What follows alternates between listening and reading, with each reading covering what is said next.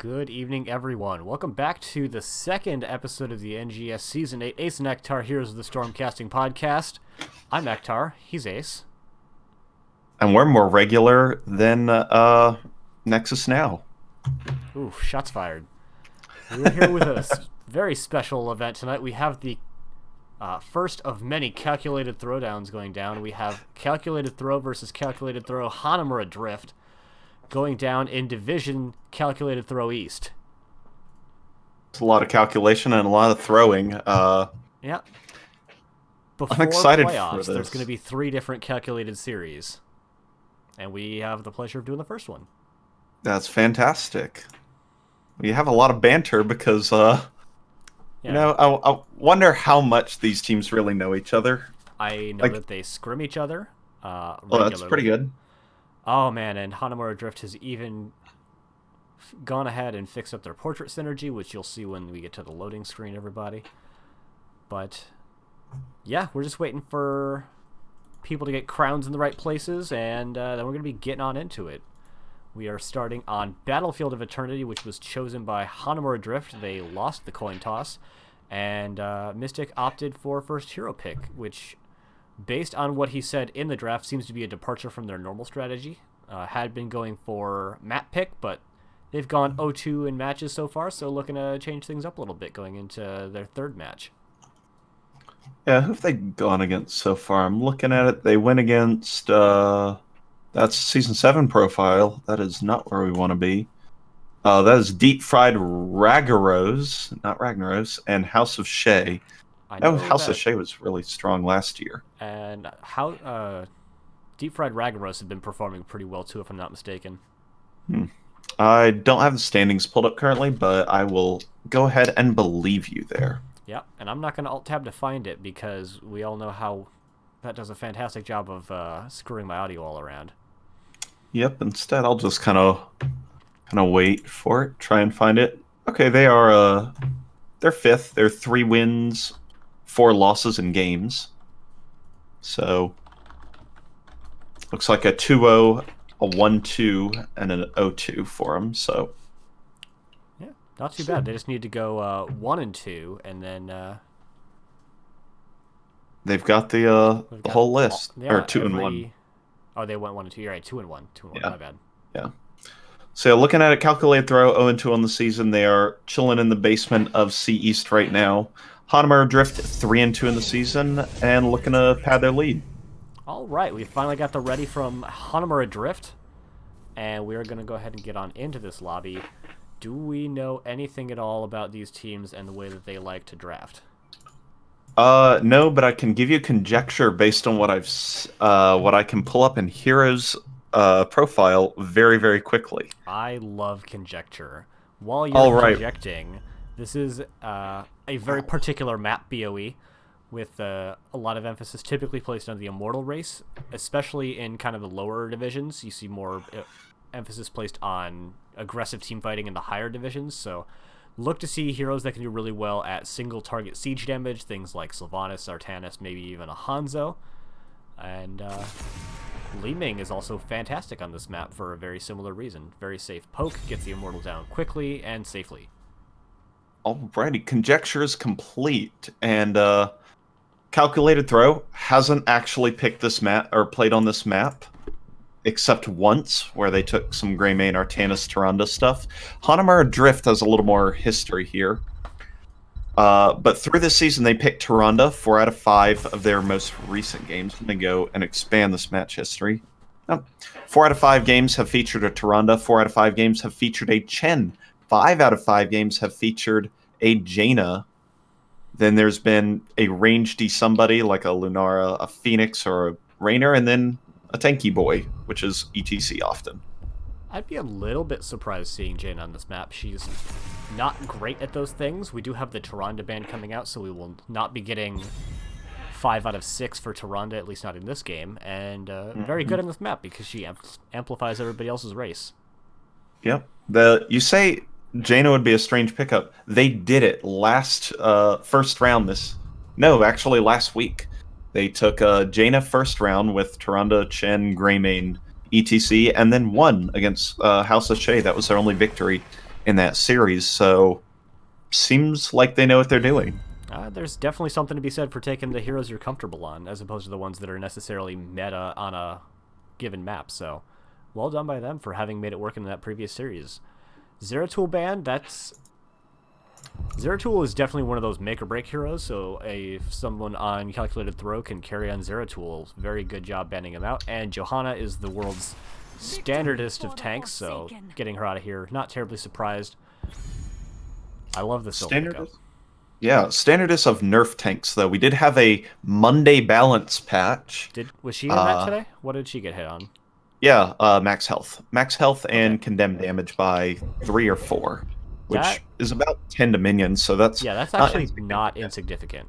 Can we talk about something significant here? We don't have a Deathwing pickup yet. Or ban. Deathwing also got hit today. It could be they're doing a gentleman's agreement not to go with the Deathwing. Could be. There's ETC and Jaina, so a Hanamura Drift standard so far. Gonna go ahead and remind the teams Deathwing is available. Alright, Deanna Lore is well appraised of the Deathwing situation. We'll see if anyone on Calculated Throw are gonna pick him up in this round. Nope. Going with the Kel'Thas and Garrosh. I know Scooterman likes Garrosh, and Mona Derp is the mage player for Calculated Throw, so... Slotting into their standard roles. Lots of Deathwing hate coming out from Calculated Throw now. Wow, Deathwing is very bad from Shives. We know he got nerfed. Brutal. That's it's tough, especially when I can't actually comment because I'm a spectator and not a referee. So I just have a pretty draft screen where we ban Stukov. It is hard to be a slightly nerfed dragon in today's meta. It is. So many critics. Very fast Jimmy band coming out. We've seen who was that? Hanamura Drift got the band against them. I haven't seen any Jimmys, but no. What am I saying? They've played Jimmy twice. Smile. Greymane available, so I would expect that to be picked up here. Recently modified Greymane. I would love to see it, especially with the new level 20 on Cursed Bullet. Seems really interesting. And we've at least got the Greymane. Can't guarantee that we won't still see Blunderbuss on 20, but... I mean, Greymane's just kind of fantastic. Works especially well against Garrosh. You got a Jane... Like, I love what's coming out right now from Hanamura Drift. Yeah, and they're going to pick up Chen in the last round, and there we go. We'll go, wow, this is exactly what we expected, and yet it'll still be good. Yep. So, I'm not gonna complain a whole lot. Let's see what we got coming out for the Soul Lane against the presumed Chen Zagara. I actually love that pickup. That's a good pickup. You go stacking auto attack damage on 4, I think it is, and you just kind of wail on Chen. Plus, with the changes that came through today with the XP globes, making it so that globes don't spawn if you get the last hit. You just get the XP. Zagara is more viable than she was 12 hours ago. And we do have the Deathwing. Deanna Lore was appraised of the Deathwing situation, and we are going to have the former aspect of Earth in the first game of this series. Yeah, for all the Deathwing hate that immediately came out, it's like, okay, we're going to pop in the Deathwing here. So, I think it was the opposite team. But I love the Deathwing against Zagara. I think that's maybe one of the better soul lanes to put against her, and that's interesting because Zagara's been a soul lane bully since the pre-alpha. Yeah, I mean, Mana Vomit into tower is always good, but Deathwing doesn't really care about any of that. He can heal himself in the soul lane if he gets low, kind of like a global can do, and can just make deep-fried roaches and hydras, so what's Zagara gonna do if you don't have roaches and hydras? Banelings, whoa. Whoa. Alright, that is a video that the chat needs to go watch if they haven't seen the glorious video that is Banelings. Yep. So, looking at it at this point now that we've seen the whole draft, who do you think it favors? I'm going to have to give it to Hanamura Drift. They got basically everything they wanted. They have an Ana Jaina combo. If they didn't get their top picks, they got their second pick pretty much everywhere. And I don't see anything exceptional out of Calculated Throws draft that could make it, I don't know, better than what Hanamura Drift has brought out. I think it's going to be a lot on Scooty Pup Jr. to get those dagger stacks. I think that's maybe how they have to try to win in damage, because I don't know that Zagara will win the soul lane against Deathwing, which is genuinely a shocker. Like, Kael'thas and Sylvanas are good, but they don't do enough by themselves, I don't think. Oh, we'll have to see. We sure will. We do have spawning in on the left-hand side in the blue trunks. We have Calculated Throw. Everybody is getting in on that Mystic train. We have Mystic playing the Manduin, Monaderp playing Kael'thas, Grievent playing Zagara, Scooterman playing the Garrosh, and Scooty Pup Jr. is playing Sylvanas. And the team not on a train here on the right side of the map in the red trunks is Calculated Throw, Hanamura Drift. We have Danalore on Deathwing, Night Knight on Ana, CM Shives on Greymane, Brickhouse on Jaina, and Genzors on ETC. I will say, with Mystic having to start up the train, he did not have time to get his sword out, so... just look how much cooler Garrosh looks than Anduin, because he's got his weapon at his side. I mean, you have to have priorities. Get your pregame strategy set. Get the scissors, get the train. Don't get killed in the first 5 seconds of the game. B-step to blow up is a true combo, apparently, but the immediate follow-up kill coming from Calculated Throw. I am so happy this is the game we picked up. These are a pair of friendly Mimi teams, and they're just going to kill each other over and over for it. That's fantastic. I even like that these were both well-calculated throws, too. This is really going to be fantastic. So, checking the top lane real quick, Grievent is already down and having to tap immediately. Deathwing seems to be doing very well against Zagara. Another big look coming out onto Greymane is able to disengage, but is going to force them to either back or tap at the 1 minute mark, which, you know, is not too bad. Ooh, not even doing it.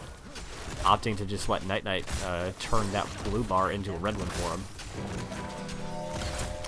Yep, and you were correct. We do have dagger stacks, which is kind of uncommon at the higher level, but, you know, it's still a very viable choice if you have target stack on and can pick it up, especially after you get Grievous Wounds. Is it at 7? I think that's what it is. Yeah, something like that. So. A little bit of a failed toss coming out from Scooterman means that the rest of the opposing Calculated team have a little bit more free reign to step up, knowing that they're not going to get tossed back into the side of Calculated Throw's backline. Go checking back in on the top lane. Grievent's little blue bar is completely empty. Deanalore's red one is very full still, and is not going to be long before he starts just pushing Zagara out of lane. Yeah, there hasn't been the entire, no damage on the wall so far, but it is just a matter of time before Zagara is going to just not be able to do anything, and structure damage will be dealt, so... Yeah. Nice pickup on the Deathwing. And we've got a very quick camp being taken on the side of Hanamura Drift. Having had the advantage in the bot lane to a small degree is allowing them to just, you know, rotate out and take that camp nice and early. Generally not the one that you want to take early, but better to get that and then possibly rotate up the top camp than to just, you know, not do anything in the mid lane.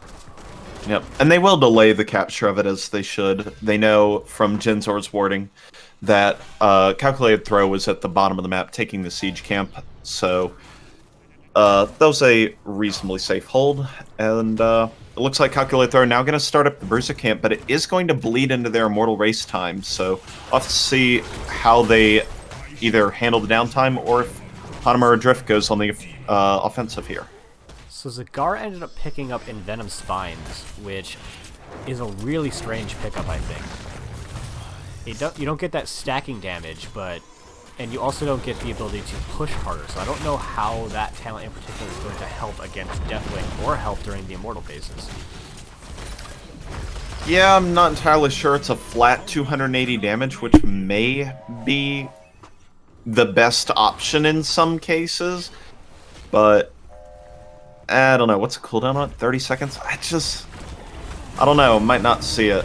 Offensive positions now after halftime for the Immortal as Hanamura Drift goes ahead and literally burns the Immortal down about 10%. It'll get taken out, but will Calculated Throw get any kind of kills off of it? Deathwing gets knocked down to nearly as low armor plate. Scooty Puff Jr. goes in on Genzors and tries to get a kill, but none are confirmed as the Immortals picked up for Hanamura Drift.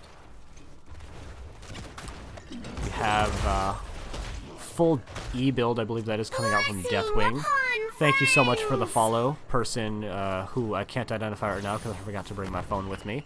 But I appreciate it anyhow. We do have 4 people in the bot lane and Deathwing in the top lane that is being matched by Zagara. Huge damage coming out onto that Garrosh, trying to position himself for that vision, but I ended up getting scouted out himself. Yep, he got frost bolted by a Jaina, which left him too slow to escape the Immortal stun, which then chained into an ETC blow-up combo. So RIP Garrosh. We hardly knew ye. Wall's down in the bottom lane, and that'll signify the end of the first Immortal. So overall, not a big advantage gain there. They did get the wall, but no major fort damage, and a bonus Garrosh kill, but nothing Calculated Throw can't come back from. No, but there is starting to be some pretty decent damage done in the top lane. Once again, we have Zagara kind of pushed back pretty far. Deanna is being very safe. I think they could afford to be a little bit more aggressive with it because they do have that ability to self-sustain with the Skyfall and just the Z in general. But going pretty well for them still so far. Yeah, I think trading out health bars is a really important thing to do as Deathwing here, because Grievant cannot regenerate health effectively right now, while Danalore has the opportunity to. At least on that global style cooldown. I don't know all of the Deathwing cooldowns. It's 45 seconds on Dragonflight, so yeah, that's pretty good. We do have both teams posturing around this bottom camp. I don't know if either of them really want to commit to doing it. Looks like they do not. A little bit of a toss coming out from the Garrosh. Ends up taking a lot more damage than they put into Genzors. But both teams able to just walk away. Not a whole lot done on their side. Neither team has a camp available that they can take safely.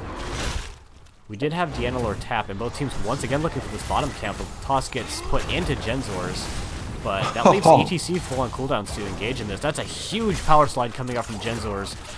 Scooterman is below half health. No one actually going down there. Deathwing is in the skies looking to come down and provide that extra damage. Garrosh is the first person to go down, but it is not going to be the last, as we have Sylvanas getting brought down second and the camp getting picked up for Hanamura Drift, giving them almost a full level lead and very close to level 10 advantage. Yeah, that was a really nice save there by Genzors. I thought the Kelthos combo where he bombed a minion and then Garrosh threw the minion to spread the bomb to the other team was actually pretty neat and gave them an advantage in the fight. That power slide from Genzors was absolutely sick and pretty much carried that whole fight. Yeah, it gave time for Deathwing to come down and actually turn that team fight in their favor. We do have Deanalore going into the top lane on that Deathwing so they can try to get that level 10 early. The power slide gets interrupted by the Chastise, and that is a really dead cow coming out from Hanamura Drift, and that's going to give the position necessary for Calculated Throw to actually step in and put damage into their own Immortal. Yeah, and the decision comes up, does Hanamura Drift want to fight down a player up level 10s? That's kind of an even fight, but I think you do. I think you Cataclysm all over. I think you do. And Deanalore agrees. Huge Cataclysm hitting everyone on the side of Calculated Throw. A lot of damage being put into Scooty Puff Jr. and Mona Derp. Scooterman gets pushed out as well. We did have the Nano Boost getting put out onto Brick House, but not actually able to do a whole heck of a lot with it, but that gives time for Genzors to come back. And they've got a Mosh Pit, and they've only used 2 ults. Yep, Grievant now actually in a really bad spot, gets the life grip, but it's not enough to keep him alive. So the positioning well in the favor of Hanamura Drift, and it looks like they'll be picking up the second Immortal. Ooh, as I say that, Jaina takes a lot of damage from an Immortal stun, but no, doesn't look like the base Calculated Throw will be able to do anything to capitalize on it. So now that we've got just a bit of a breathing room, checking out the ults for both teams, we've got the Bellowing Roar coming out from Deathwing, Nano Boost coming out from Ana, the unsurprising Mosh Pit pickup. We've got Go for the Throat, so no Cursed Bullet level 20 changes, and we've got the Ring of Frost on the side of Hanamura Drift. We have the Devouring Maw coming out from Zagara, the Wailing Arrow from Sylvanas, Warlord's Challenge, pyro memes and also the light bomb for Anduin. That Devouring Maw could make for some really nasty setups. I mean, you got Maw into Warlord's Challenge and Arrow, and a Light Bomb and Pyro Blast Splash could hit a lot. Looks like Scooterman takes a lot of damage, saves just with a small amount of health, and gets a Light Bomb, but that's not going to do a whole lot. Brickhouse gets taken out by a Pyro Blast, so nice way to find the damage here by Monoderp, and that's essentially going to kill this push here. If I'm not mistaken, Devouring Maw actually counts as a stasis, so they'll be able to put Deathwing in that. That is very true, because it eats unstoppable people. It sure does. So I'm really looking forward to seeing what kind of combos that they can actually kind of off of that. That's just humorous. If nothing else, it might not be good. It's probably good. It might not even happen, but it is humorous as all get out, and I want to see it happen. Please make it happen, Calculated Throw. Deathwing is straight up larger than the Maw, so I'm looking forward to seeing the attempt. Because if nothing else, it's like when Deathwing gets inside the Triglav. Deathwing's bigger than it, but he can still do it. Wow, we have interesting pilot today. Well done with the offensive accents, Ace. I approve. No problem. All right. We have the five-man push in the bot lane now coming up from the side of Hanamura Drift. Solanas is in the top lane, making sure that they can at least try to catch up in XP as they pick up that camp and maybe try to push into that top fort with Sylph Trait. But they're pushing in really hard here. I would not mind seeing a Cataclysm come over this fort. We have a Cataclysm coming over the fort. Grievent is able to walk away, but that just puts them in position for Genzors to try and get him. The Mosh does get put on the short cooldown, and then he gets eaten. But that is definitely going to be this bottom fort going over in favor of Hanamura Drift. Yep, and unfortunately, Maw did in fact miss the Deathwing. I don't know how you missed that hitbox, but you do. And, oof. Pyroblast lands for what's going to be no effect in the end, as Ana goes and shoots Brickhouse a couple times. Brickhouse, okay, good. If that was a hearth, I was just gonna drop the eyes of disapproval. We do have Hanamura Drift going immediately onto the Immortal Race as we have regular Calculated Throw on the camp instead, opting to try and get to level 13 and take a fight during halftime instead of trying to put some race on their own Immortal. It's reasonable. We did have ETC go into the top lane to make sure that they can keep the XP lead that they have, even if they cannot get a talent advantage. We have Hanamura Drift opting to go in and take their own camp at this point. It's a little bit late for that. Genzor's getting caught out a little bit of position, but is able to knock Scooterman away. But we definitely have Calculated Throw looking to take a fight. They're positioned very aggressively right now. 13's coming in for both sides, showing the talents again. There you go. Yeah, both teams positioning defensively right now, although Genzors might have had a chance to slide Mystic there. Good throw onto Seam Shives, but it doesn't get the follow-up. Cataclysm over the top is going to bring Deathwing and a lot of chaos into the back. Light Bomb doesn't land on Garrosh. Genzors lands a Mosh Pit on one, which doesn't end up converting anything. Ring doesn't convert into anything, and a lot of R buttons were pressed. I believe 9 of them were pressed, and there is 1 kill in advantage of Hanamura Drift. Monoderp puts a lot of damage on Genzors, actually, and they're forced out of the fight, and I think every team's just going to go back, lick wounds, and then do it all over again. Yeah, Garrosh will be up soon enough that they can maybe try to make a fight out of this, although we do see Zagara going into the top lane so they can take care of that Bruiser camp that Hanamura Drift had picked up earlier, so maybe ceding a little bit of position here, especially with Deathwing coming out and trying to follow out on what Genzors is doing. Scooty Puff Jr. is able to walk away. Genzors does get thrown, however, the follow-up Wrecking Ball, or rather, Groundbreaker doesn't land. The Chastise hits into the Warlord's Challenge is going to secure the kill onto ETC. So that is a very, very healthy red Immortal that's going to be barreling through the bottom lane. Yeah, but it is 5v4, so Calculate Throw does have the ability to push all of Hanamura Drift off the Immortal, at least for now, assuming nothing bad happens, like, I don't know, a Deathwing stun. And it's got a long way to go, so they can do a lot of damage before it gets to the wall. They can, but the longer the esports, there's a catapult already in the top lane. It's going to start pushing out onto that keep wall, doing a little bit of damage in there as well. Deanor has actually spent a lot of this game in ranged form, because I don't remember what either of the forms are actually called. Worldbreaker, I think? Yeah, it's Worldbreaker and Destroyer, and I think that's Worldbreaker. Yeah, he's been doing that a lot more than any Deathwing player I've seen, and it's been working sometimes. Accurate assessment, if slightly unhelpful. Good throw on the CM Shives, but again, the follow-up doesn't land, and that light bomb, that was not in time, unfortunately. Nope, doesn't secured complete 2 this. minion kills. Are coming back in from the Dragonflight. Scooterman did get slid, does not end up getting hit with the follow-on Immortal Stun. Really big whiff on the Mosh Pit there. We have the pull coming out from Mystic to try and get Scooterman out alive. Does actually get them out alive. Deanler tries to come in for the Cataclysm, but isn't able to secure that kill. Genzaros gets brought down pretty low, but should be able to armor themselves to stay alive. They are, but Deanler is not so lucky. They go down as well. Down a talent tier. Yeah. Oh, it's well done by Calculated Throw during that team fight. They lost a keep, but they were able to take a decent fight, get a kill. So they're down but not out, for sure. Yeah, the Pyroblast did a good job zoning off a low health ETC at the same time that Deathwing went for the Cataclysm in, and kind of just left even the Dragon of Death, or whatever his titles are. I didn't play enough Warcraft, or any Warcraft. He left them to his own devices, and he ended up dying. You should definitely get on that Warcraft Reforged when it comes out, though. Don't tempt me. Look. I know you've got strong feelings about RTS games. Actor don't do this.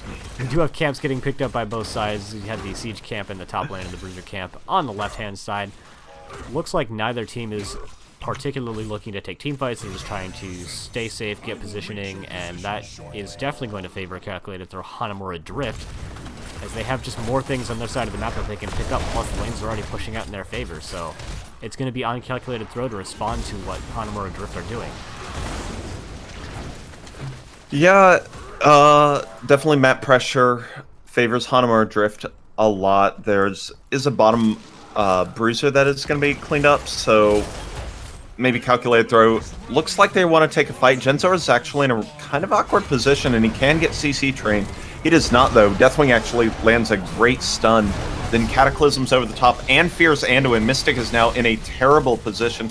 Goes for the self-light bomb, which does give shields, but does not stun Deathwing. And Anduin finally bitten apart, but it took a little longer than needed, as Deathwing now gets very low. Yep, but he has the cooldown, so he's going to go up with the Dragonflight. Genzoros goes in for a really risky power slide, does not get punished for it. And at this point, it's really on Hanamura Drift to just stay alive, let their Deathwing heal up, let Ana heal up Genzoros and Shives, and then go in and try to push out of this.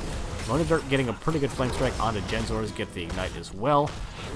Ooh, Shives gets put into a really bad position. He does not get the follow for Immortal Stun. The Nano going out onto Brickhouse to try and peel some damage into Scooterman. That is going to be a very dead Shives. Nothing that Ana can do about that. So that is kind of the really, really delayed 1-for-1, but this is going to start favoring Calculated Throw, as they have their Anduin back already, although they do have to peel their Sylvanas off into the bottom lane, as catapults are building up there as well. So yeah, the map pressure really starting to mount. There's a total of, I think, 4 catapults on the left side of the map, so though it is a 1-for-1 right now, somebody's going to have to deal with that on Calculated Throw's end, and it'll just be a matter of Hanamura Drift playing this a little bit slow and waiting for the map to build itself. You know, I'm actually really liking the Deathwing pick against Garrosh, because Garrosh runs aggressively and Deathwing just kind of stands there and watches it happen. There's not really anything you can do to Deathwing as Garrosh. No, Garrosh is very much a one-trick pony tank, if you wish, and the one trick doesn't work on somebody who's completely unstoppable forever. We have Deathwing in the air. Looks like he's going to want to come back in on this nice, juicy 4-target backline that we've got from the side of Calculated Throw. They have a very weak backline, all things considered. And that is Deathwing landing, and Monaderp is in a really bad spot, is going to get taken out immediately. Deathwing got pushed away from the Nidus. That's so unfortunate for the viewership. We do have the kill coming out onto Garrosh as well. The Cataclysm does completely miss, however. That is going to be the 3rd kill going out onto Zagara. Really well done by Shives. And this will be the Immortal getting picked up for the side of Hanamura Drift. Yeah, honestly, I think they could just end here, because the Immortal's going to halftime. They're up 3 kills. They're up 2 levels, and their entirety of the lanes are pushed in. So, I mean, maybe a missed opportunity, but I don't doubt that they could very well have a strong chance to end with the half-shield immortal that will be coming out. It's true. They're in kind of a there's no wrong answers scenario. There's just righter answers. Yeah. Getting hit by the immortal spin, kind of a wrong answer. Try not to do that in the future, everyone. But yeah, they've got a very healthy immortal coming through a relatively weak top lane, and they've got all kinds of siege pressure and level 20s getting picked up. So it's going to be a real heckin' defense if Calculated Throw are able to make it. We do have the immediate R coming out onto Genzor's. The follow-up Light Bomb does hit out onto Brickhouse, but Brickhouse is able to use that level 20 to just blink away, and now Scooterman's in a pretty rough spot. Shive's chunking out some pretty decent damage, but they get chunked pretty hard as well. Yep, Immortal actually going to take a good bit of damage while the members of Hanamura Drift go ahead and get healed up by Night Knight, but it's still a full health Immortal with about 10-ish% shields moving on to core. That's going to be really tough, especially if Scooterman gets taken out here. We've actually got Genzor's. Looks like he's going to be the first person to go down, although the... Wow. Yeah, that actually doesn't hit anybody. We do have Scooterman able to walk away. Damage is being chunked into the core. Immortal is about 50% health left. A lot of damage coming off from Deanalor as he just channels that Q into Sylvanas. Scooterman is pretty low. Shives is going to get Pyroblasted once again. Deanalor is low. Brickhouse is very low, but this is actually going to be a hold on the side of Calculated Throw. They managed to take that fight with a under a half-health Immortal, down level 20, and traded out 3 for 2. They're not dead, they're just real close to it. That is, something. That's also a catapult that's doing like 6% to their core by itself. Casual catapult. I wonder if Deathwing could just land, press Q, and just obliterate the core at this point.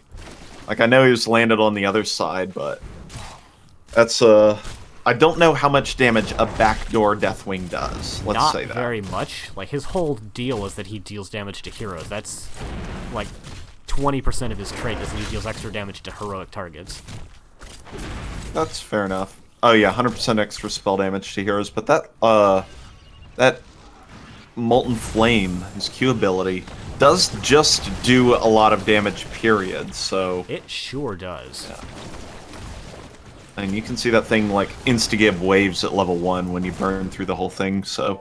We yeah, finally have level 20s now picked up from both sides. We have stood in the fire, which makes a lot of sense considering the way that we've been seeing Deanalor playing, not going in for the Destroyer upgrade. We have Nano Infusion, which is going to help keep Brickhouse alive for every time that they get blown up. We already saw the Desh Mosh. We have the Blunderbuss, which is not surprising. Mona Derp does get slid a little bit. A couple of R buttons coming out. Scooterman's in a lot of damage. Actually gets healed up really well by Anduin there. Scooty Puck Jr. takes a ton of damage, and they're going to go down. We do have Greyman, who fell already. Deanalor is in a pretty rough spot. He's getting Pyroblasted, but he still has 20 armor, so should survive. Oh my god, what did I just say about taking damage from the Immortal Spin? Deanalor, come on now.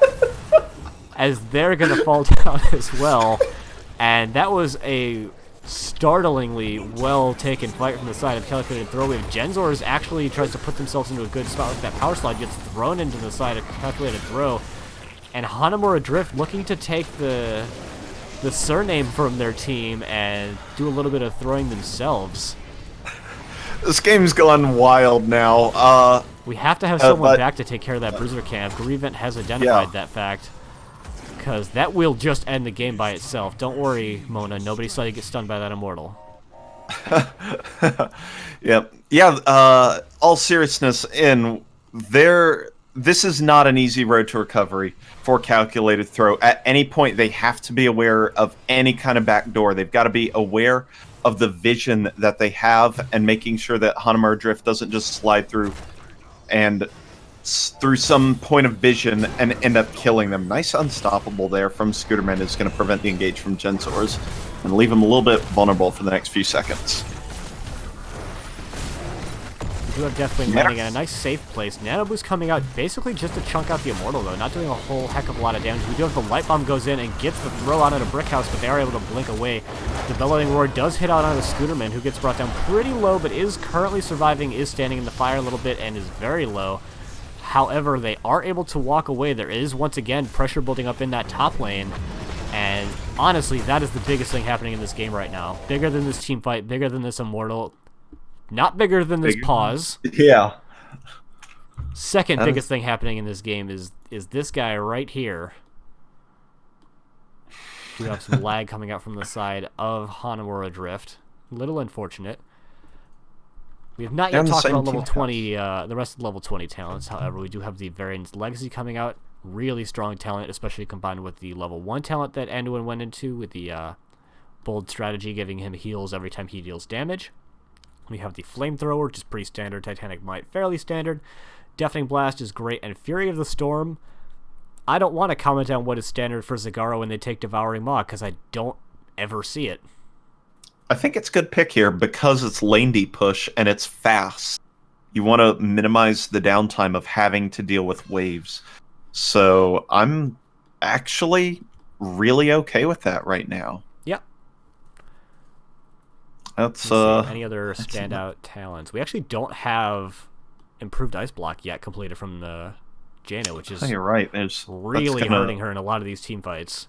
Yeah, because she can still be Power Blasted, at least for the next 549 damage. Good so, caster math. Hey, I'm practiced. You play enough Jackbox, and you can do math on stream, too. You sure can. Any interesting pickups, though? Interesting pickups? Not that I see particularly. I'm trying to think. Inner Focus, good talent, but they're starting it up. But that is less important than the top lane, which is now, once again, the biggest thing on this map. Yep, and thankfully for the side of Calculated Throw, the Immortals are in defensive positions, so yes, they do have to rotate out, but it does give them time to then, rotate back in before Hanamura Drift are able to put too much damage into this. We have Scooterman taking a very aggressive path, trying to get some damage out into Genzor. Do not get the follow on Chastise. However, Night Knight is very low, not able to quite get in for the Warlord's challenge, however.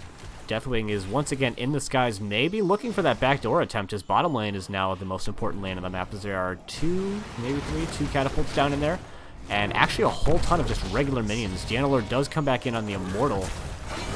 Genzor gets a huge power slide into a gigantic mosh that's going to get interrupted by an Immortal. That's a really massive follow-on damage from Jaina. However, the Ring of Frost is just doing work.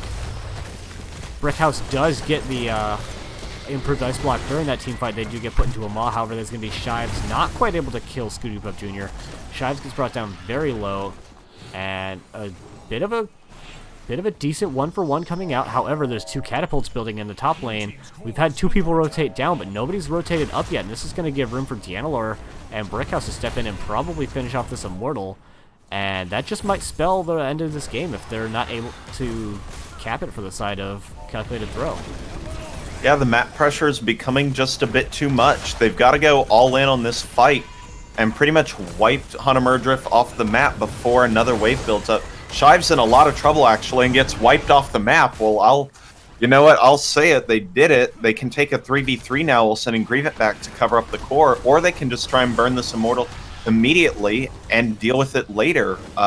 Really nice job here from Calculated Throw, playing under pressure and both in map and in person, and they're going to pick up their first Immortal of the game. I'm still wondering if we're going to see Deathwing backdoor after this, though. Like, there's lane pressure building up. We have a huge damage coming in from Genzor trying to get out onto Mystic.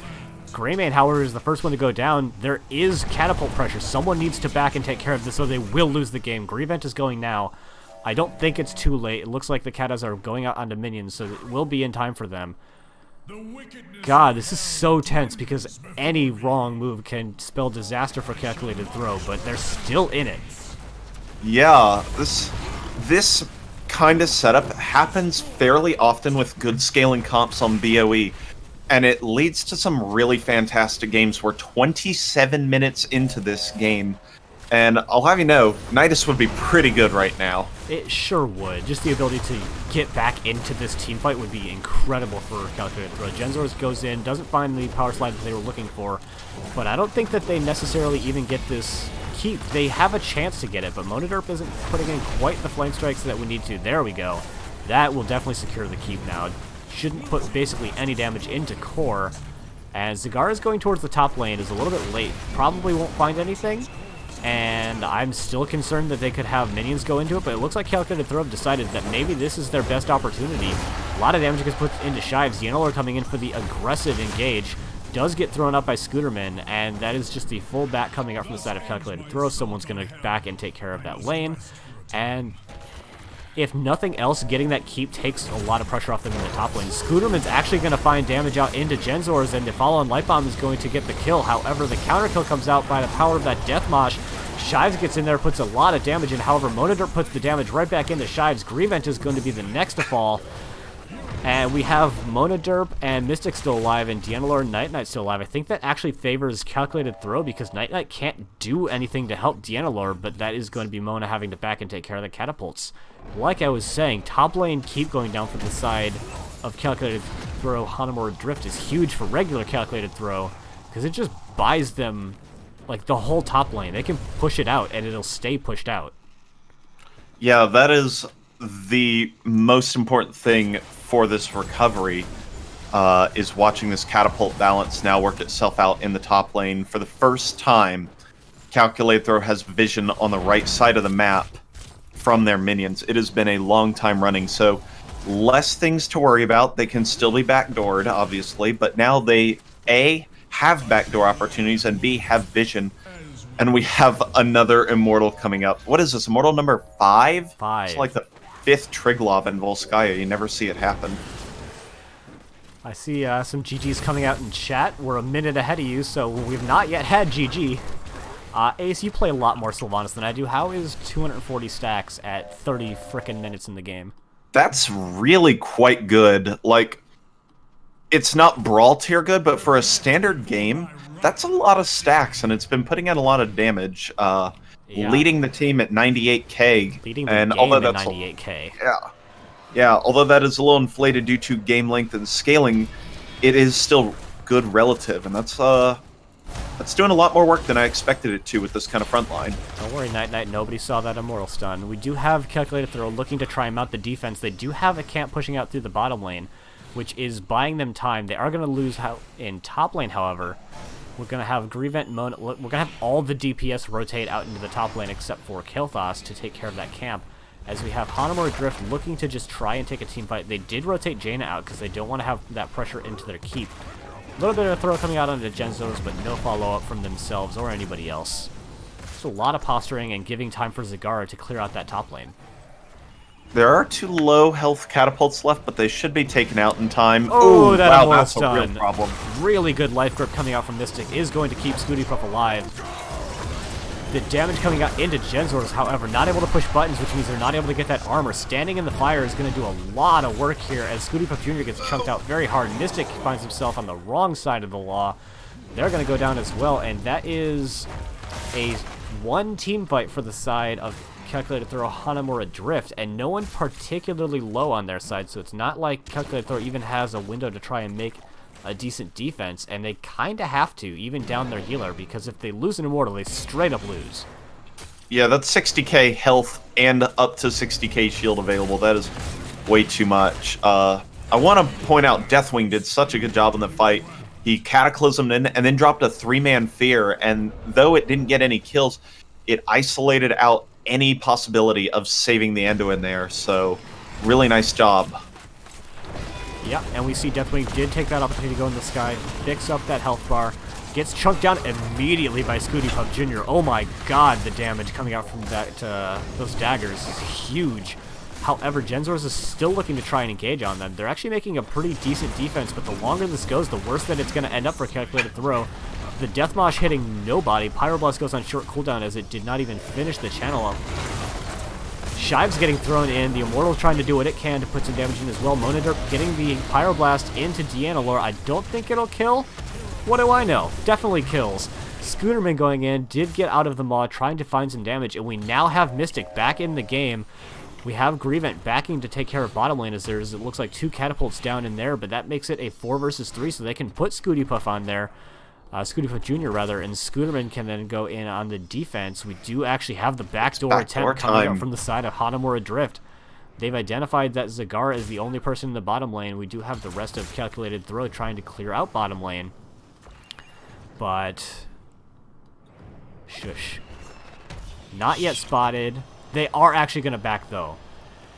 They're actually backing. They're giving the Immortal over to the side of Calculated Throw, who are actually spending this time to take a camp in the bottom lane. Instead of chunking out the Immortal, this is a bit of a dubious proposition. It's a calculate. Look, it's calculated. It's calculated, but it's also a throw. The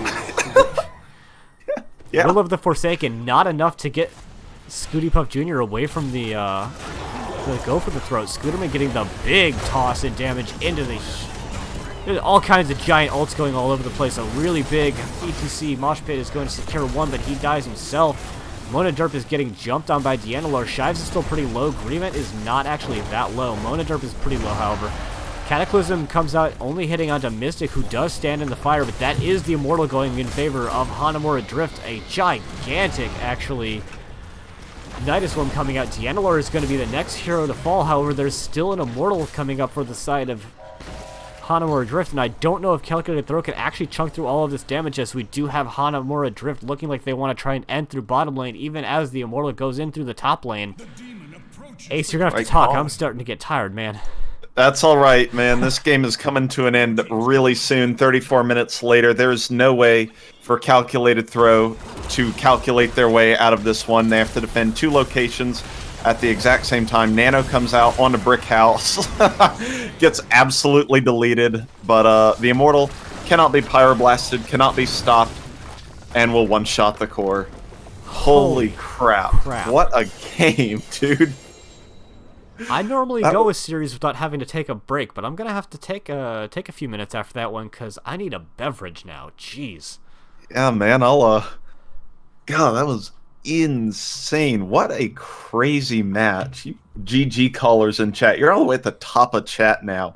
That is actually a crazy game. Just look at these numbers. Yeah. 141,000 healing done. We had 116,000 hero damage and almost 180,000 siege damage coming out from Grievant. Really putting in the work. That Fury of the Storm, definitely the right pickup, as Scooty Puff Jr. was definitely winning in the hero damage and before level 20, but Zagara bringing it up in the late game. I really wish we could see how much damage these tanks had taken, because gosh, there was a lot of tank death in these games. 8 for ETC, 8 for Garrosh, 22 to 21 in kills. The team with the fewer kills actually pulling it out here. Criminy, though. Such a game. There's a lot to unpack from that game, and I don't think any amount of like in-between game chat can really do it justice there. ETC started basically just death rattling for Mosh, which is a very reasonable thing to do after 20. You can just slide in, go for a Mosh, they interrupt it and you die, and then you Mosh on them again. Like it's uninterruptible, unstoppable Mosh. It's amazing. So that eventually worked out in the end. Just got to land that one perfect Mosh. And yeah, I have a question actually, and I don't know if anybody in chat or you, does Pyroblast scale faster than 4%? That sounds like a great question for heroesfire.com. Okie dokie. Oh no, you're right. Is it Heroes Fire? I don't know if it... Heroes Fire would know that, I think. Okay. Because I always think of it as this late game super chunk machine, but I'm not entirely certain. Plus 5% per level. So yeah, so it does outscale the rest of the game. Pretty much. I think only Pulse Bomb does more, but I think they changed that. I think you're right. So we have confirmed Calculated Throw are going for first hero pick again, and we're looking to Hanamura Drift to figure out what their map is going to be. No, Pulse Bomb's still 6%. So Alrighty, as we wait for them to pick the map, I'm going to go ahead and throw us out onto the BRB screen so I can go get a Coke and stretch my legs, because, gosh, that was kind of a long series. Or that was kind of a long game. It's not even a series. I've had series in that time. It's happened. yeah. I mean, 35 minutes. Yeah, you can do two 17-minute games in that. No big deal. But nonetheless, we're gonna go ahead and re-prepare ourselves for game number 2. So anything like that, we're gonna be in for a good one. See you in a minute.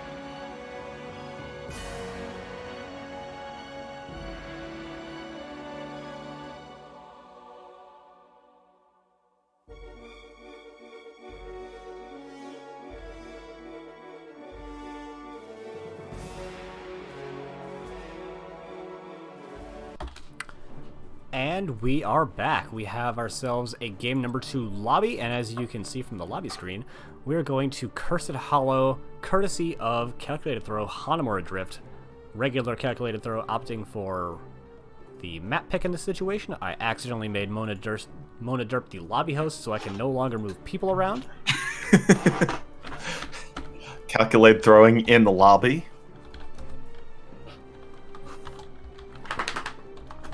We're going to go ahead and get that calculated throw fixed up, and we'll get into game number 2. Hanamura Drift did take this. I'm going to go scrounge Hero's profile to see if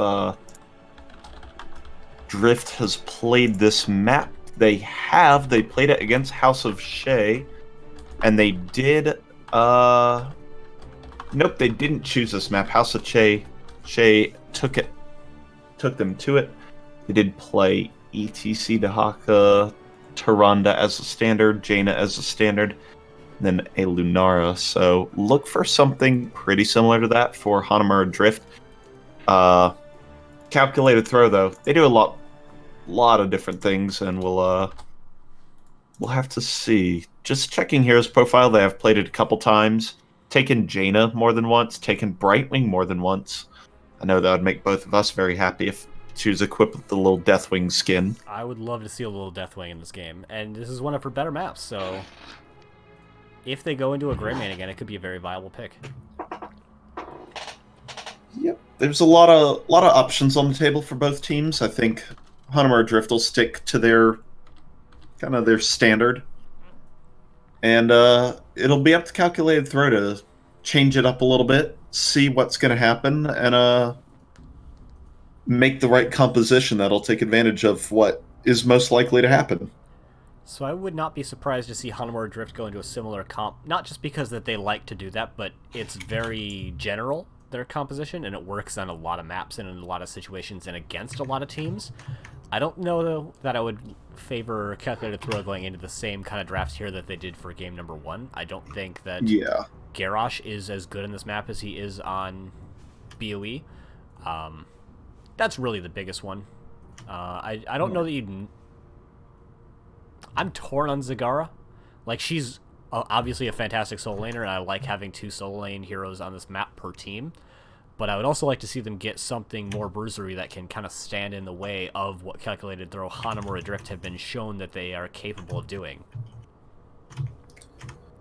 Yeah, I don't...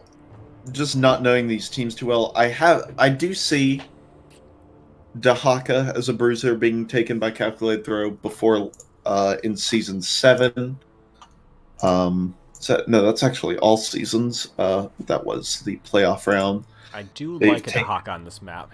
Yep. They've taken Tyrael Anubrak. They've taken Diablo Rexar Thrall. So, again, it's hard to figure out what exactly they want to do, but because they've been so diverse, but there are things that we can maybe expect to come out here, at least out of a wide pool of heroes. Yeah. I would like to see something a little wild from one of these two teams. They played a little bit too standard in that first game. I'd like to see something real different from...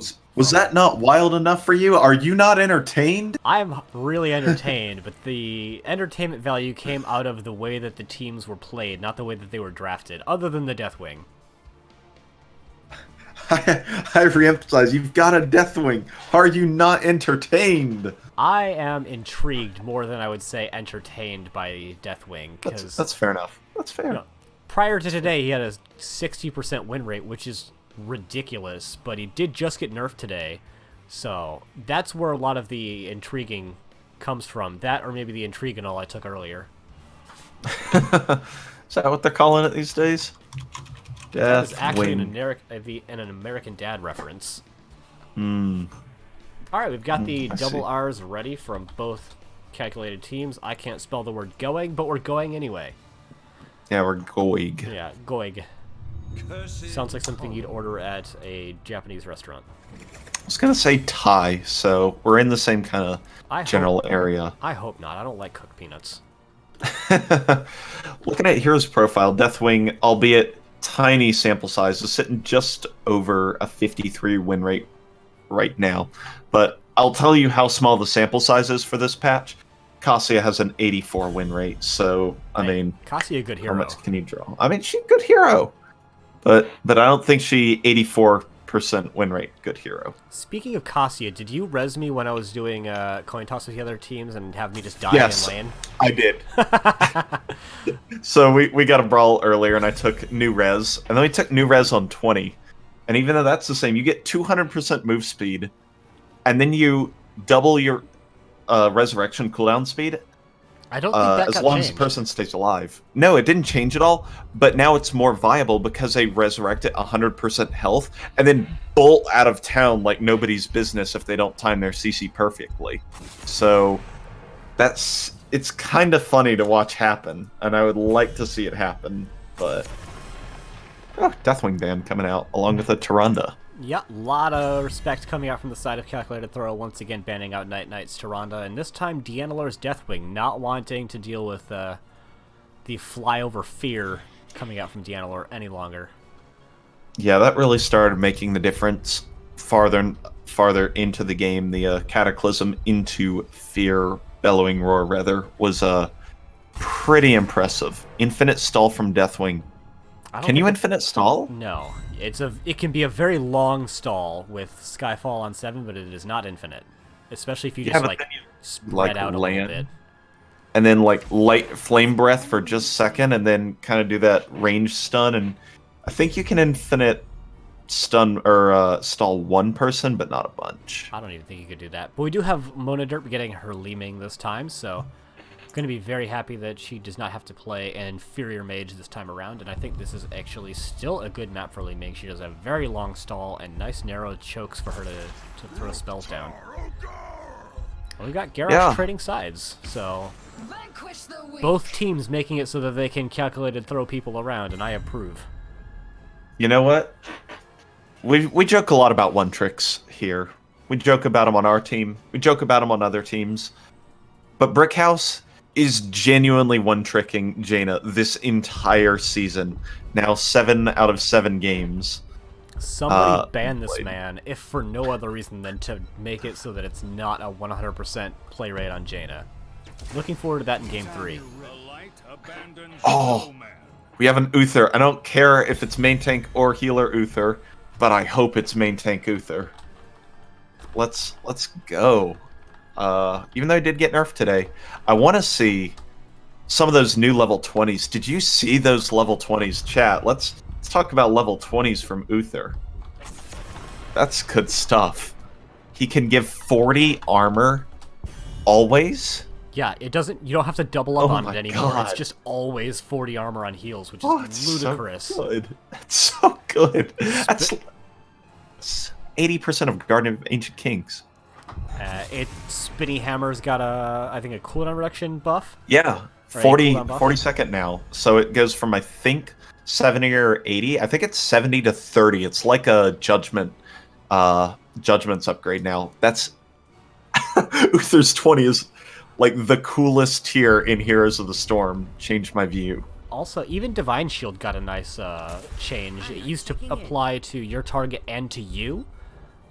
I guess it's not necessarily a buff, it's a change, where it applies to the target and the nearest low-health hero. I didn't see that. Yeah.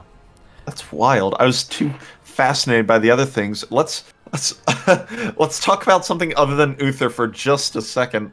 Raynor joining the side of Calculated Throw. Ana and Greymane, look, is anybody surprised? Never mind, we can go back talking about Uther. He did get a health and health regen nerf today, so he's a little bit less able to perform in the tank role. However, you've got Abathur to provide the healing, so we do once again have now a Bruiser Uther, as well as a Muradin getting picked up by Scooterman. Whatever this is from Calculated Throw, I like it. I like it. I don't care that they don't have a well-defined healer role here, because Uther barely qualifies as a healer, but rather a damage preventer. Also, they don't have anything resembling a solo lane hero outside of Raynor, and this is generally a map where you have 2 solo lane heroes. Doesn't matter. Chen, not surprised. Yeah, no surprise on the Chen pickup. We do have the more typical solo lane and a half coming out from the side of Hanamura Drift with the Greymane and Chen, both competent solo lane heroes. And about 0.75 solo lane heroes on the side of Calculated Throw. Would you estimate that? Where does the contribution come from in that? Is it 0.75 Raynors? Or half a Raynor and a quarter of an Abathur? That. Okay, so a quarter of a thing with Abathur. Now... I mean, he can be more than that when he's using his hat to pick up things, but when he's not explicitly using the Abathur hat to soak, then you just get a little bit of body soak behind your wall, but it's harder than it used to be. Yeah. Now, overall, I think Hanamura Drift, just because of familiarity with comp, has advantage here, but my goodness, do I want to see Calculated Throw just run the table with this comp? This comp is spicy. It's cool, it's different, and yet it still makes sense. It's what I asked for, too. It is so yes, good. It is. Oh. And we do have spawning in on the left-hand side our calculated meme lords, with Mystic playing the Bruise Uther, Monaderp playing the Lee-Ming, Scooterpuff Jr. is playing Jim's Raynor, Grievant is playing the Slapather, and Scooterman playing the Muradin. And in the red trunks on the right side of the map, they need to hurry up and jump on that wind train that Night Knight is providing. The Analars, they're playing the Chin. Night on Ana, Shives on the Grey Mane. I'm only going to call your name out when you get in the train. Fine. Brickhouse on Jaina and Genzor's on Garrosh. I love the speed effects behind the people in the train cars. It's so good. Just need to. Just again. It was a good-mannered train. They just wanted to. They just wanted to like have a little train parade as friendly teams, and they just blew them up mercilessly. There is no friendship at all coming out from Genzor's as Jimmy just gets annihilated. We do have Deanna making the smart call going into the bottom lane, but Mystic, team manager, team owner for both of these teams, not pleased with the antics coming out from Genzor's, as we do have Avatar now in the top lane, and Grey Mane to counter that as well. Yeah, was there... I just want to clarify, was there a formal agreement to train in the middle lane, or was it kind of an implied agreement? It was implied when both teams reminded each other to get trained. Scooterman is going to get tossed and killed, did get one final stack before leaving, but yeah, definitely gets quite annihilated. No, there was no agreement to get trains and also not kill each other, just to get trains. Fair enough. I mean, all is fair in Love and War, I suppose. But, I mean, that's just cruel. It's cruel. It's day one of the event. Come on, man. I want to look... Due to those esports early, though, or the shenanigans, or whatever you want to call it, Uther already has 64 stacks of Silver Touch. Like, if you had the talents up that whole time, go watch the replay and see how fast he pulls those up. That is actually hilariously fast. Part of it is on just that Ana tick damage. It ticks like every quarter of a second, so no matter who you heal, if Ana has any poison on them, then they're in a bad spot. Sweetie Puff Jr. taking a lot of damage. Their E is able to keep themselves alive, however, as Janelor did kind of tower dive just a little bit. Do you see this? Which this? Go look at Shives in the top lane. Is he walking with a train car? He sure is. Blizzard! Blizzard, we found a bug. Blizzard! Grey Mane's wearing a train-shaped hula hoop. Gather tribute. Band mount rules committee. Get on it. I swear to God, yo, we sometimes cast somewhat professionally and stuff, but like not tonight.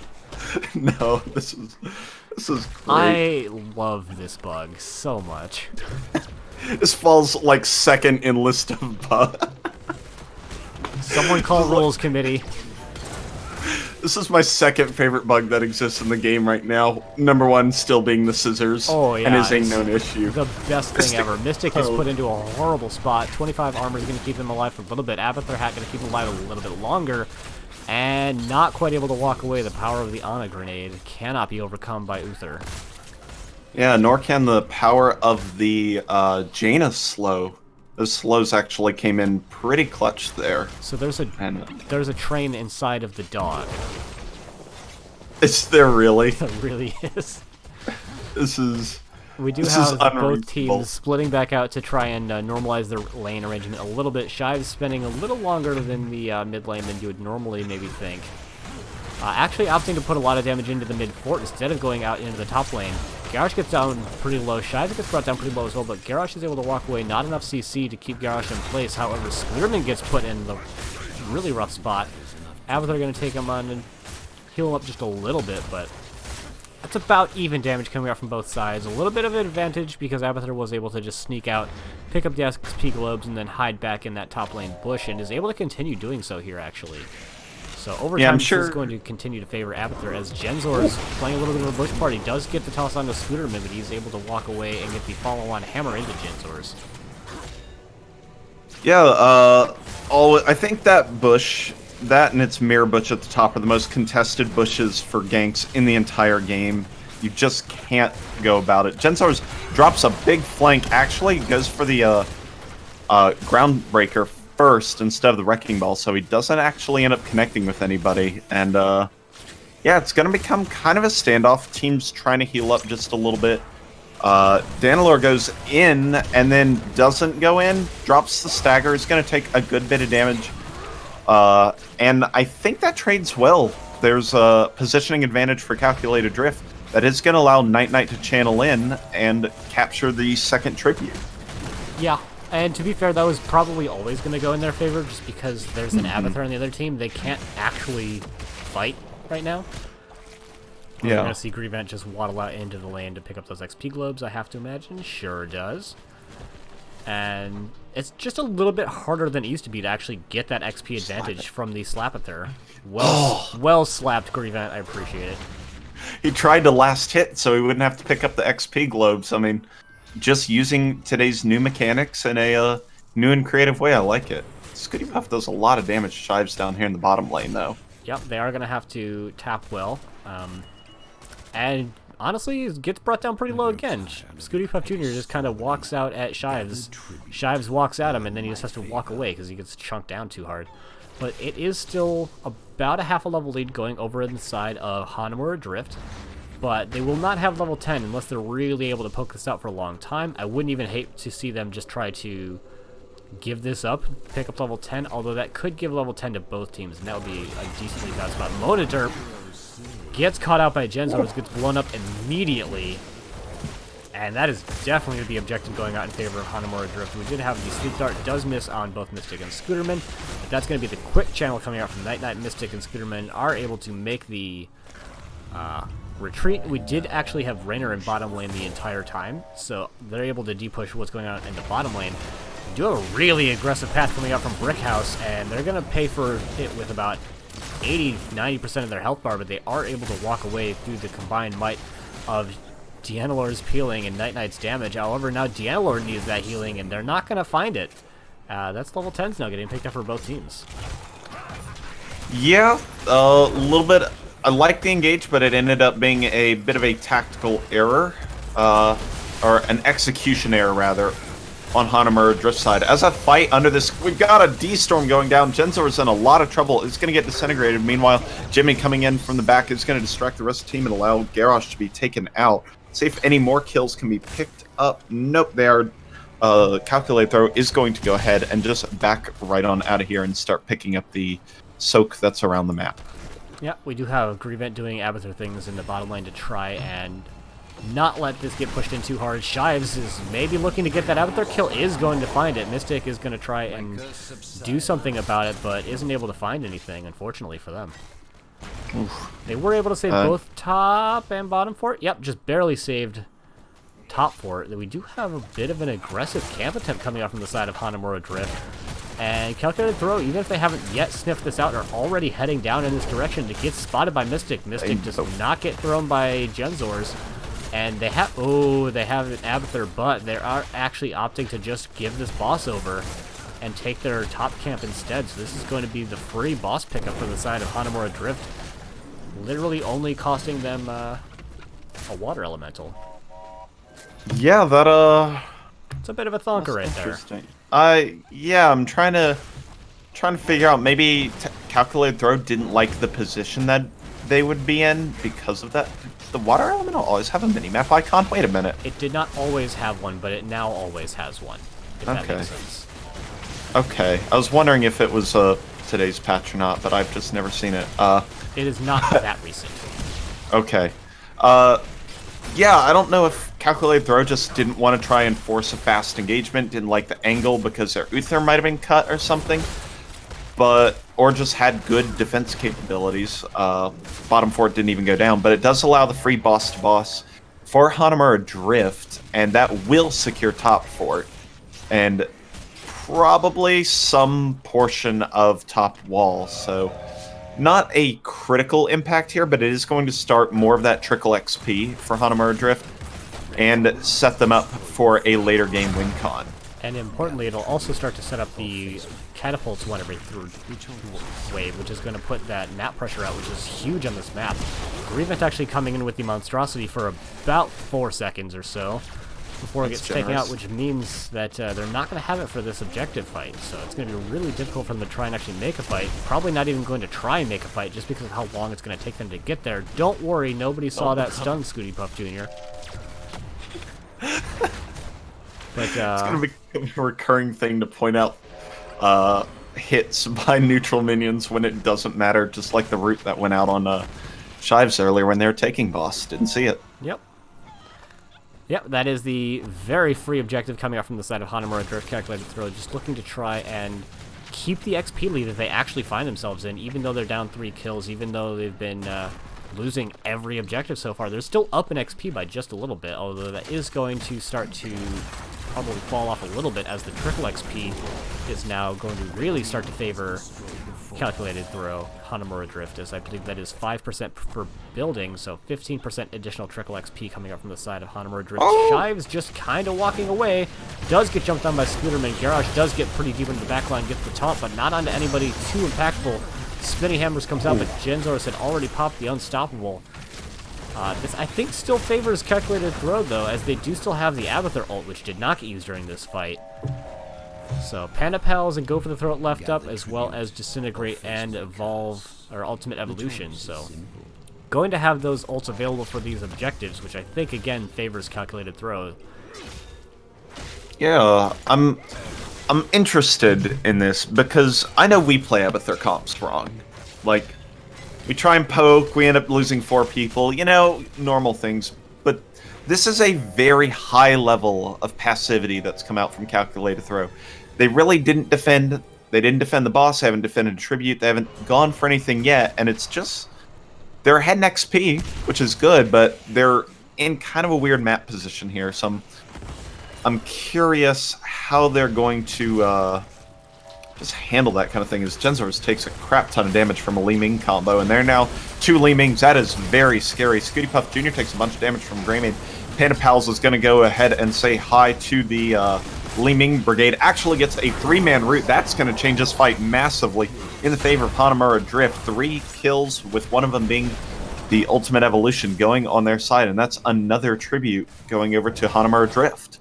And unfortunately, Abathur was just in mid lane right by the keep the whole time, not even actually pushing out that top lane and getting any siege damage done. So you never want to lose fights, obviously, but when you do, you want to still try and take what you can from it, and that was not getting as much value as I think that they could have with that Abathur body.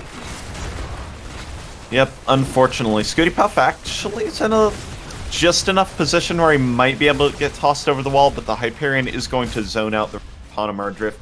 That means Hyperion is not going to be up for the next objective, which should be spawning here in about, what, 45 total seconds? So, I mean, they're already in kind of a rough spot. They've got to cap this. They've got to get level 16 before the tribute comes up. So, they need to get some stuff done, and then they'll have a chance at it. For those inquiring in chat, yes, Shives does still, in fact, have a hula hoop in the shape of a train car. And it does still apply while he's mounted. That's great.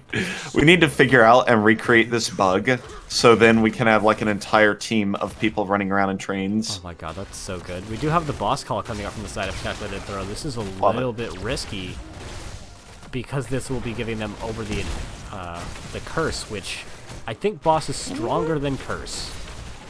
But it's still scary considering how far their lanes are pushed out already. Yep, I think it's going to be beeline for the objective. I think this is yeah, going to put them they can in do a it. really scary spot, though. They can do it with Silver Touch or with a Holy Shock, and obviously a Murder Jump. Scooty Puff Jr. actually takes a bunch of damage. The pushback, something pushed back Genzors, and it prevented the Warlord's challenge from hitting. Scooterman's going to go distract the backline, but you only need one set of Panda Pals to completely rip apart a Calculated Throw backline. Scooterman's going to hop out with just a little bit of health, but is down. Where is the Evolved Monstrosity? Not here yet, and it looks like Scooterman is going to get taken out, and good sleep onto Mystic there with the anti-grenade. Is probably going to secure his death, and that is going to be 3 for 1 with Curse going over to the side of Hanamura Drift. They did get the bottom lane fort, which is not nothing. And it is still barreling down into keep. It's going to get part of that keep wall. But, yeah, losing just the objective would have been fine for Calculated Throw, but losing 3 heroes along with it is a little bit maybe too much damage. They're definitely going to lose this first keep. Probably. Garrosh is headed here. Are they? You say these guarantees after what you saw last game? You're correct. Anything can happen. It's a snow day, pal. We do have the Evolved Monstrosity coming in. Grievent is going to chunk some damage up. They are looking to try and save the keep. I still don't know if they can actually manage it, although missing the Warlord's challenge is going to make that a little bit of a easier prospect coming up from the side of Calculated Throw. We do have mid keep is going to start taking a lot of damage, and they're going to rotate, and I don't know as much about this game as I think I do, because that is the keep surviving at this point. Mystic gets put into a bad spot, but that's a fantastic set of hammers coming out from him. Genzor's is not the first person to fall in this team fight. It's actually going to be Uther. Uther's going to be putting those Qs into Scooterman, however, and Genzor's maybe the second to fall. Shive's very low as well. He is the second to fall. Scooterman's still alive. The Sleep Dart does come out as we do have Mingset starting to come out. We get the third kill from them. Garrosh is barely able to walk away. Night Knight's still moving a little slower, I think, than they had wanted to. Still in sniper mode. Not quite able to put the damage into Brickhouse, and that is them saving all of their keeps and winning that team fight pretty convincingly. Why can't Calculated Throw take these team fights before level 18? They can't do it unless they would lose the game. They need the pressure. That's the calculated and the throw part of their team. I don't understand it, but it's just what's happening here. They continually win team fights. They should go for their opponent's critical boss. defenses. I agree. They're not doing it. Monodrip is picking up some mana. Looks like they're headed there now. I think they. That's dangerous. It's more dangerous now because Greymane's up, Chen's going to be up, Ana even is going to be up very soon. And they haven't seen their opponents out on the map, and they start it after everyone, but Ana is already up, and they don't have Li Ming there yet. This is so scary. Oh god, this is... Don't worry, nobody saw that route as this team fight is now commencing. Scooterman does get thrown back into his own team from Genzor's, and this looks like Calculated Throw have decided they no longer want this boss fight. Boss has reset fully, and Hanamura Drift are positioned just defensively, going to pick up the Bruiser camp instead. We do have Grievent taking the long way to get to bottom lane. I don't know what's wrong with their Z key, but just doing what they can there. Yeah, Z even available at the time, so probably it's a short cooldown. I'm not an Abathur player, so I'm not going to try and comment on that, but I am a level 20 player, and level 20 is just were picked up. Jimmy gonna go ahead, pick up Execute. We have Divine Protection, we have 40 armor. It's so 40 armor time. It is so much armor.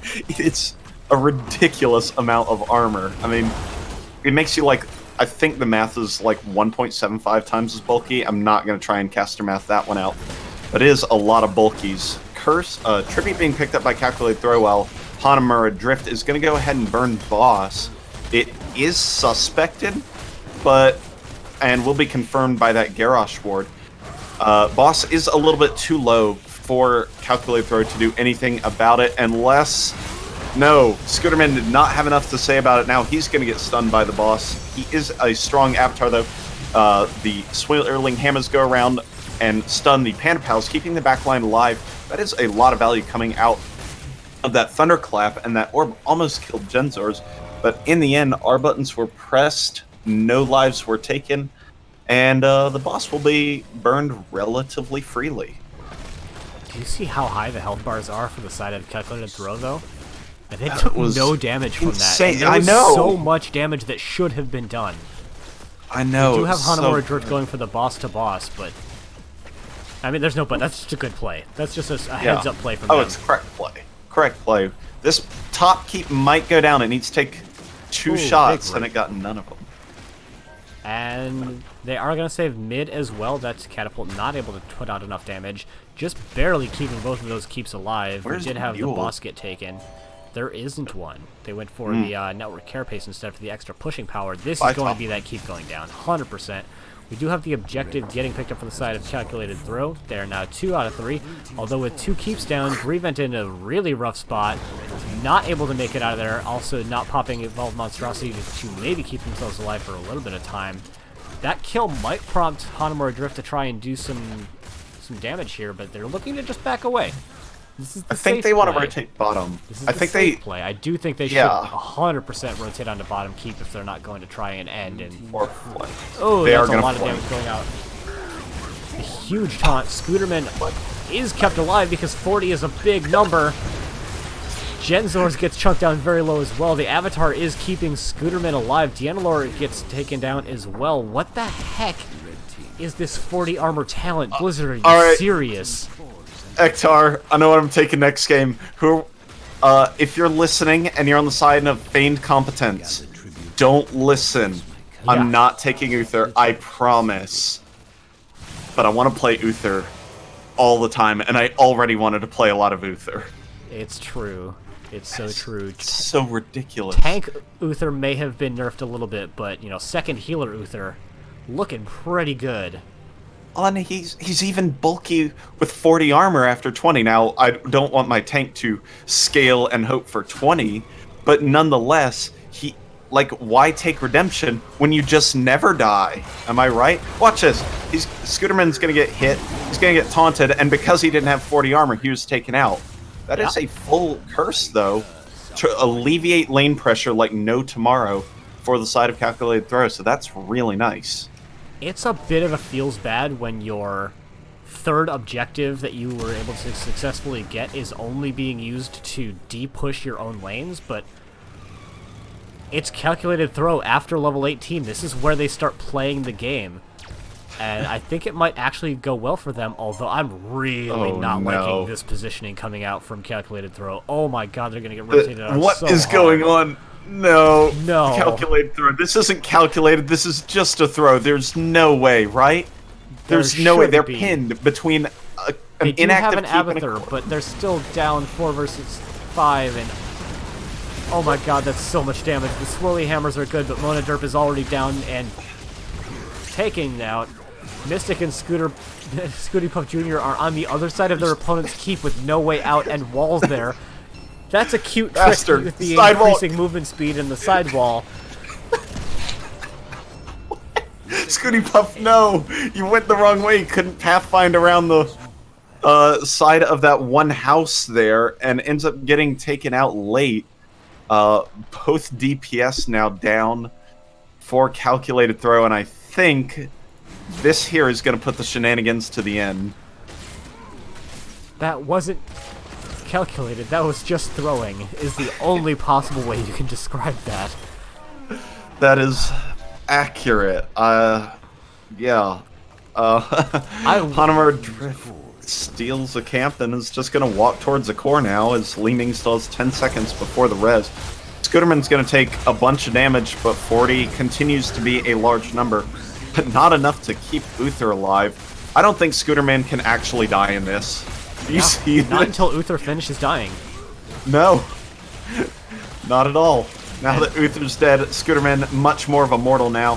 Monoderp trying to find a reset, but Genzors heals up. Shives goes in and grabs a kill, and I think nothing else has made sense. We have 2 Leanings, but I think this is game. Those giants need to die, because they're the ones actually putting damage into the keep right now. Shives is scared because he can actually get blown up by either Scooty Puff Jr. Oh, unless he steps out that far.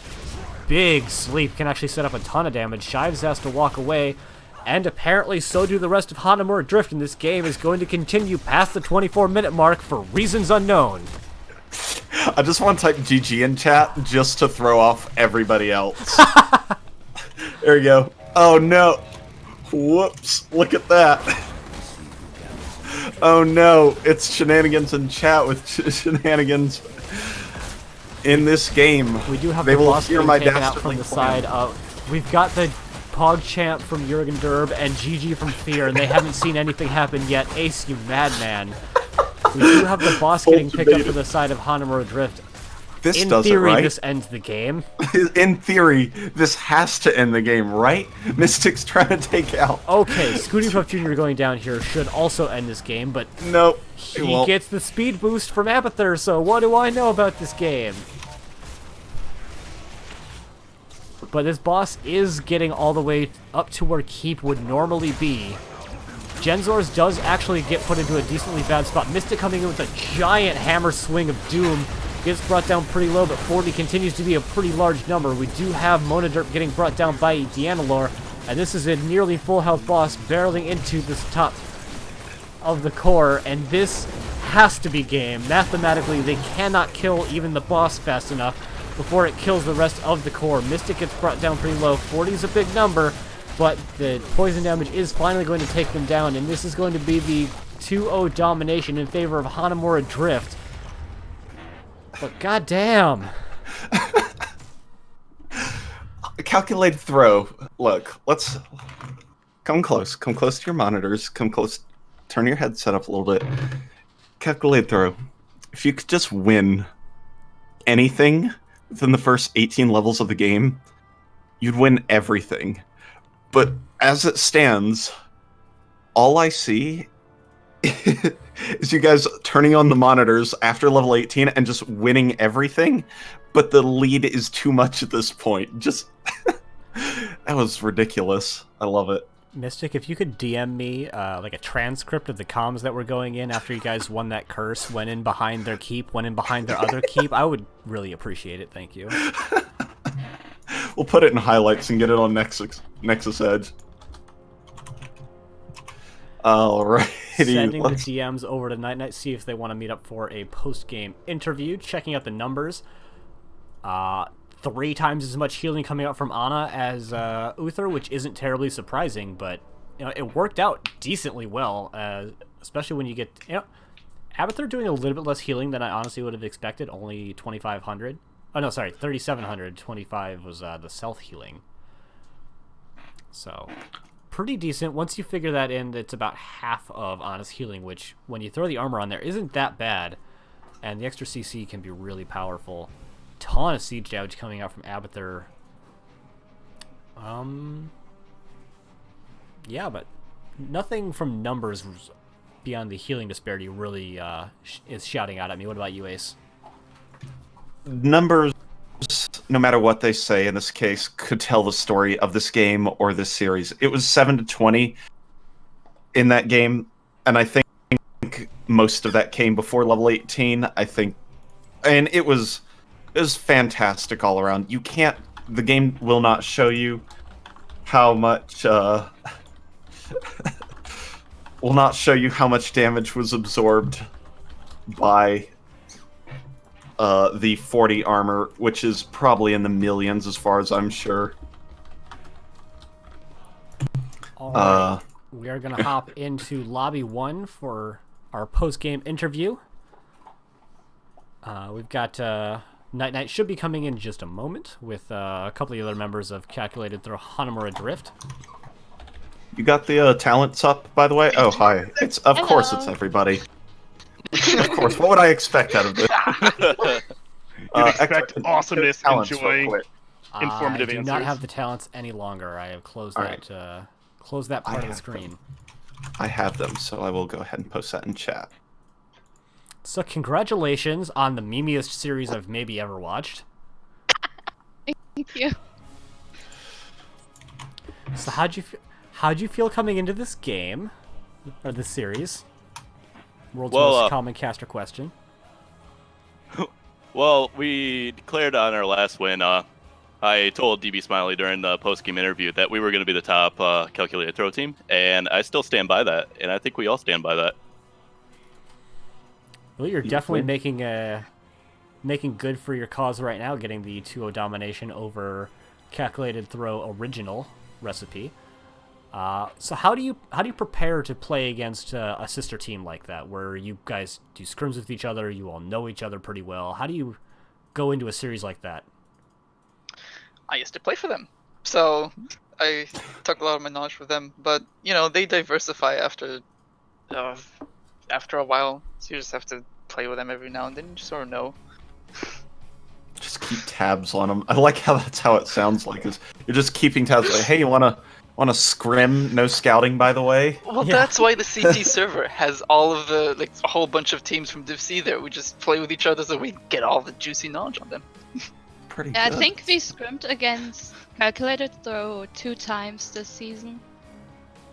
And It's not bad for week 3. Do you remember what the results of those scrims were? We learned a lot. Took a game. We learned a lot. We earned We a lot threw of games knowledge. to get information. Yeah, that was it. So, going into game number 1, the most interesting pickup on your side is obviously got to be the Deathwing. What prompted that pickup, especially considering he just got nerfed earlier today? Well, they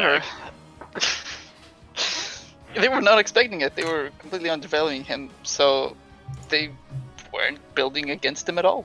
So we decided it would be pretty good. We just played with him to see if he still works, and I think he still does. But he's just normal now. Yeah, it seemed like he actually bullies Zagara in lane pretty hard, which is not something you can say about too many heroes, so I would love to see more teams try to incorporate that kind of a Deathwing strategy going forward. From all of the teams that I have looked at or casted recently, you've had maybe the most static team comps. Is that just because you're very comfortable on these heroes, or what's the strategy going into consistently drafting ETC, Greymane, Ana, and Jaina, and usually Chen? Nobody's banned it. That is fair. Points ahead, can't ban 5 heroes. Brickhouse is currently, I think, 7 for 7 in Jaina. That's correct. So, yeah, if anyone's listening for scouting information, I would love to see Brickhouse play something else, personally. But, you know. It has Is it something to even where I'm possible? sort of in a new role, so I'm still expanding my hero pool. I'm just like in my comfort zone. Yeah, at the start of the season, 4 of us had to switch roles, so we're still pretty new to our new roles. Doing a good job overall, you know? I know swapping up roles is pretty tough, and you guys are doing pretty well out here in C East right now. I think you tied for top position now with the big win today. So I'm not going to argue with the results so far. Are there any other calculated throw teams up there? Not currently. Alright. You were tied with 2 calculated 2 throw, but you have played an extra game, so don't get complacent on us. No, the scheduling is part of winning. Our match against them is week 7. Watch out for that. All right. That goes to can night you- for being an aggressive scheduler. Doing a Can good you job. schedule that, like, what is this, 4 weeks in advance, and we'll pick it up probably? I'm sure if you get a hold of your div mod, you could probably schedule it out early. Fantastic.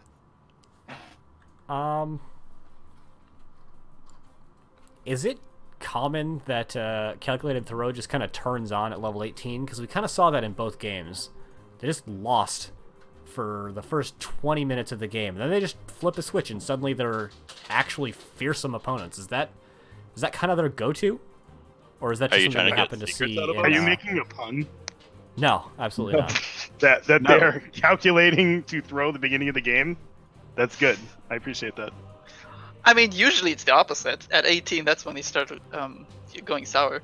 So I'm happy for them that they've started doing well at 18. Yeah. But they forgot how to play the first 17 levels. Can all they have to do is take these and put them together, and they can. You better be careful when they have to play again in the playoffs. Oh yeah. I'm rooting for them. Still our sister team. This whole CT family got a win today. The second game was kind of hard for them because they had Abathur, and it takes a really long time until he gets online. So going into game number 2, Genzors, what the heck, man? What do you mean? I mean, you totally destroyed the sanctity of the train game in the mid lane at the 0 Oh, second did I? mark. Everyone else was just kind of doing circles on their train mounts, and you just go in and EQ, I did and not suddenly respect the circle of Scooty friendship. Puff Jr. was a dead hero. This is what Jens is known for. She's verified toxic, by the way. I am I'm verified toxic. I'm not toxic, but Genzors is. Alrighty, you heard it here first, folks. Genzor's toxic confirmed. Make sure you comment that in your div chats. Please don't actually do that. Make sure to report her alongside that. Yeah. Is interrupting the train, is that a bannable offense? I'm pretty sure it's a warning followed by probation okay. followed by banning. So Okay. you're good for one more time. I was about to say I think it was illegal in at least 50 states. So I mean, Also- just be careful. And also the Commonwealth. So You can't go overseas and do that kind of stuff either. Known to the state of California to cause cancer. Honestly, I didn't even notice they were all riding trains in a circle. Oh, speaking of trains, Shives, did you see that you were riding a train the whole time, or was that just us? Yeah, that really bugged me the whole time, and I kept commenting about it when I was up in the top lane. Oh, believe me, we were commenting on it too. Yeah, Oh, that And was just so walking funny. through a train, basically. Yep. Yeah, Sometimes I- riding a dog through a train. You didn't get the speed bonuses, did you? You just had the visual. Yeah. It was just a visual bug. So Blizzard, please fix. It annoyed me. Please don't fix. It's the best thing ever. That was pretty funny. I mean, look, there was a 35-minute game that was pure chaos, and we're like, okay, well, calm down. We'll have a nice, calm game to oh my god, he's got a train while he's walking around. Blizzard, why do you do this to us? Yeah, and then at the 22-minute mark, we have... who was it? Raynor and Uther behind your guys' keep having to break a sidewall from the inside to try and get out. Yeah, we were actually went- laughing in gobs about that. They went into an awkward position there. Yeah. They were. They went in so far, 3 versus 5, and somehow someone made it out alive. I'm genuinely impressed with that. But That wasn't all that Uther speed. this has not been the most analytical game that I've ever cast, so I think I'm done asking actual questions about the game and stuff. Ace, do you have anything else? Absolutely not. Analysis was thrown out. Roughly level 22 of Battlefield of Eternity. Yeah. So, throwing it over to you all. You got any shout-outs that you want to give for all your 13 viewers in the audience? I guess I'll take the shoutouts. Shoutouts to Calculated Throw. Shoutouts to you guys. Shoutouts to Too Calculated to Throw. We're coming for you guys. Shoutouts to Mom. And shoutouts to the NGS. It's comprehensive. I like it. Ooh, shout-outs to Valkymer's mom as well. Oh, yeah. Shoutouts to Valkymer's mom. She is a wonderful lady, and she does so much to support the scene. Alrighty, I think that's all we've got for the interview. Thank you, everybody, for joining us here, and thank you for the extraordinarily entertaining games. And definitely looking forward to seeing more great things from you throughout the season. Thank you so much for casting our game. We really appreciate Greatly it. appreciate it. Definitely. And thank you, Thanks for Twitch casting. chat. Your beautiful know. Twitch chat. I love you. I don't know whether I should apologize in advance or not. There's so much good Twitch chat from this, and it's This is a really great all of Calculated's fault for it, and I appreciate it so much. That was great.